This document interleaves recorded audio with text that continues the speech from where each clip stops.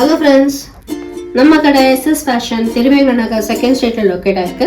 இன்னைக்கு பார்க்க போறது நம்ம Jaipur authenticated print kurtis with front opening. உங்களுக்கு wooden buttons attach ஆயிருக்கு.